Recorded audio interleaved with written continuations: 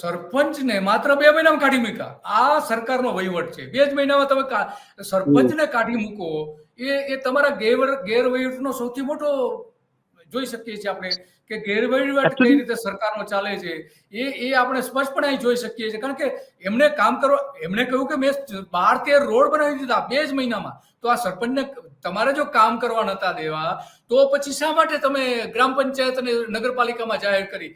શું કહો છો તમે? એકચ્યુઅલી આમાં એવું છે બેન, બિલકુલ સાચા છે. કારણ કે એક તો 3 વર્ષ સુધી વહીવટદાર તરીકે અહીંયા રહ્યા. પંચાયતની ચૂંટણી થઈ એના 3 વર્ષ સુધી અહીંયા વહીવટદાર હતા અને વહીવટદારને એટલી બધી પડી ના હોય.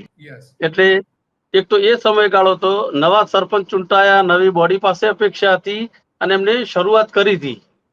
માનો કે જે આ શરૂઆતમાં કચરો જોયો, કચરાનો નિકાલ કરવા માટે એમને વ્યવસ્થા કરી હતી. જે નાના મોટા રોડ બનાવવાના હતા કે જે બેચરાજીની સમસ્યા હતી મુખ્ય, જે રસ્તાના સંદર્ભમાં પણ, તો એ શરૂઆત કરી હતી અને બરાબર પીક પકડવાનો સમય થયો અને અચાનક નગરપાલિકા લાવી દીધી